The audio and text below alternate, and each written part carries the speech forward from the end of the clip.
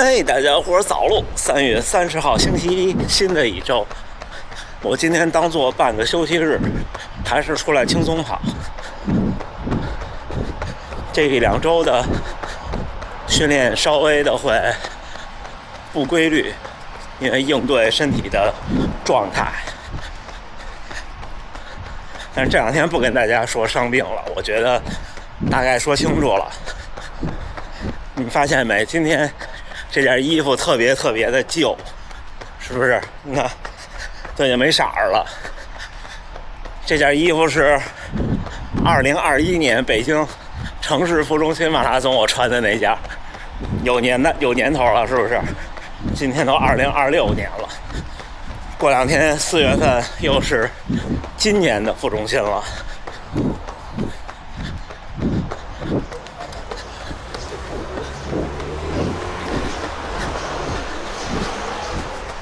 已经过了2、3、4、5、6、5年了，而且这件衣服不是那时候买的，是可能再早吧，再早几个月，20年买的，不记得了。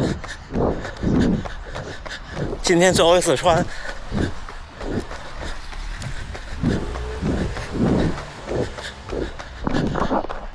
今天晚，因为出来的短，今天都7点多了。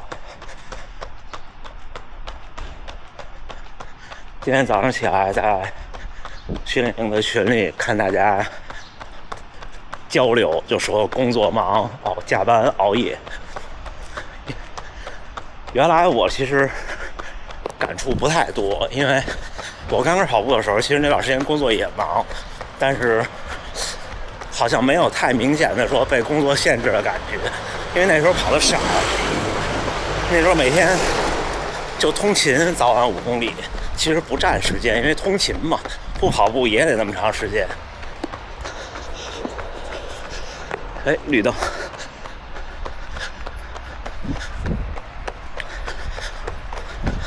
所以就还好。看大家说没精力累，后来我一想是，因为我这一次出差这么长时间，不是出差了，就是外出比赛这2周，我就觉得特别的艰难。因为一方面是有比赛，有这个换城市的交通，然后还有一方面就是我们的几个评测的节目要对脚本，要剪辑，要忙各种事儿。哎，我这一下觉得有点玩不转，但是慢慢的到这2周的后边，哎，觉得又还行。所以说明什么呢？说明人的适应能力非常强。什么时候是马拉松也是。其实我们说马拉松训练是什么？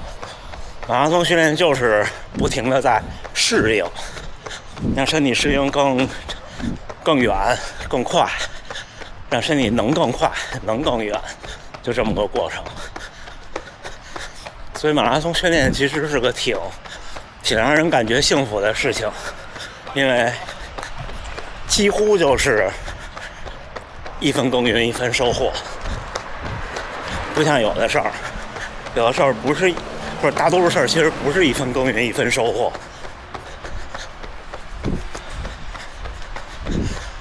有小伙伴问我说，这种竞速背心儿怎么选，或者是这种竞速背心儿和新的那种坎肩儿怎么选？我总说，就是如果您身材没有非常精英，日常训练可以选择坎肩儿，坎肩儿会更修身。因为不太精英的选手，你们看这个地方，别说不太精英，就我练到这样，我现在这体重57公斤，这个地方如果你侧面看的话，找个柱子吸上，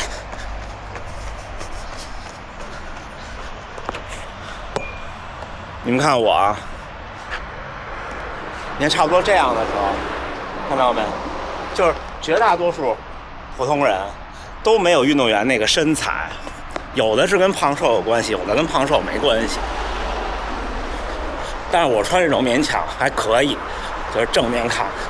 但是你们看我比赛的，只要一拍到视频里，就显得魁梧一些。看这儿这个，年初开的。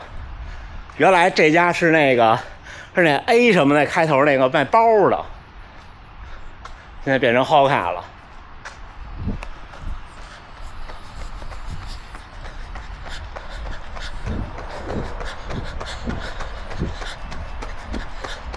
本来视频照片一拍出来就显胖，但是您差不多到了一定程度，业余精英了，穿这种会更合适。为什么这么说？就是这个地方，您看啊，因为背心和坎肩儿腋下都可以散热。就我们马拉松的时候，腋下还有一个地方不是肩膀，而是肩胛骨后边这儿，这拍不着，对不起。肩胛骨的这两块的肌肉和皮肤，这两块的散热对耐力项目是很重要的，或者说对马拉松来说很重要的。因为铁三什么的，大家会穿那种相对护着比较多的衣服，这两块散热对马拉松很重要，尤其是高强度比赛的时候。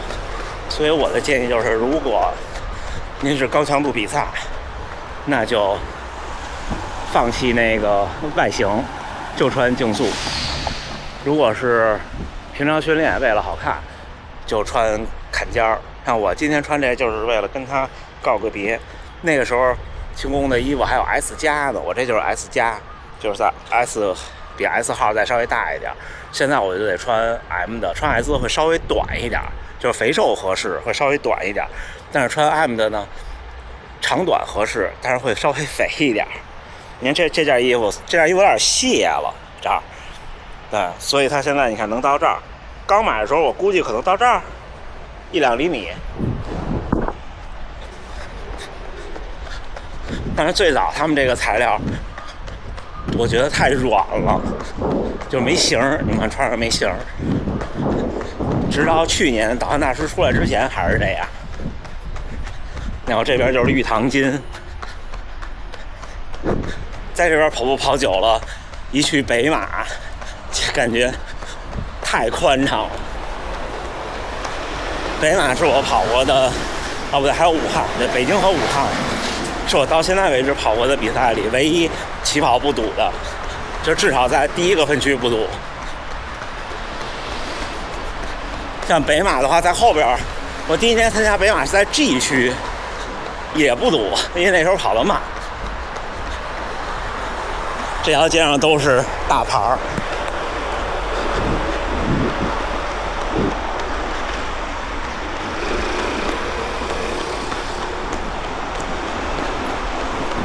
好。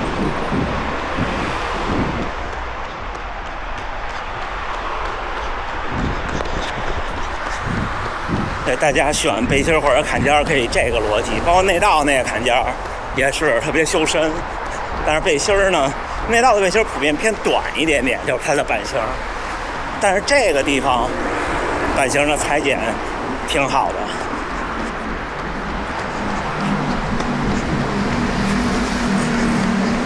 跑步这事儿就是时间过得很快。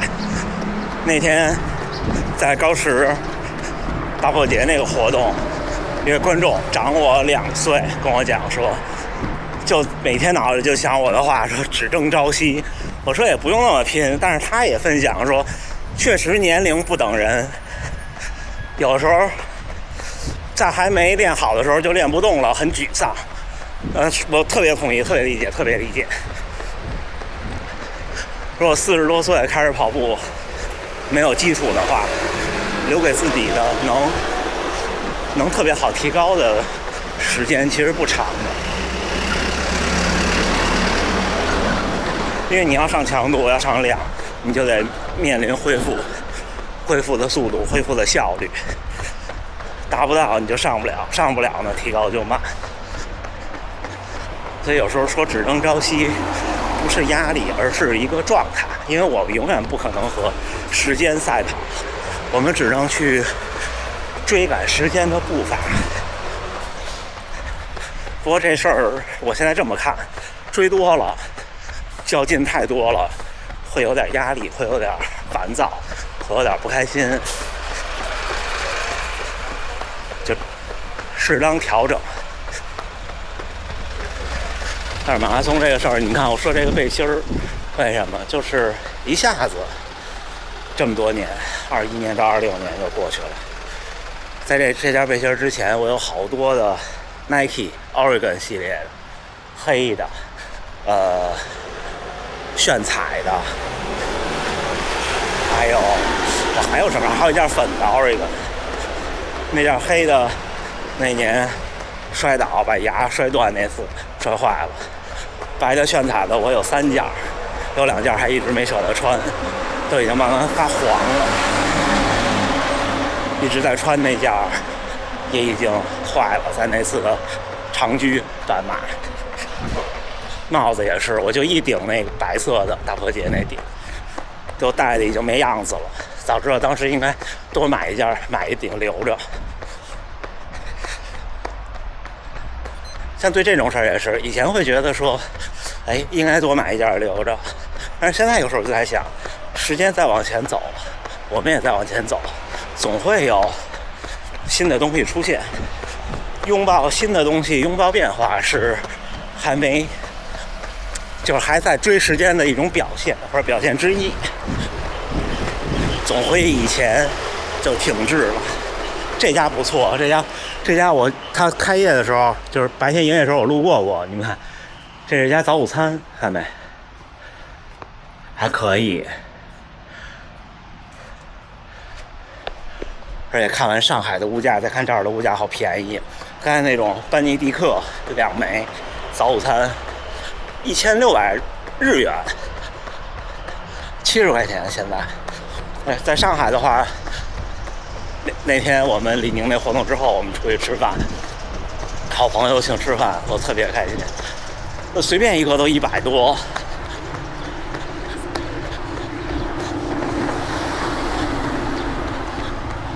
但不常见的，这是24小时的超市。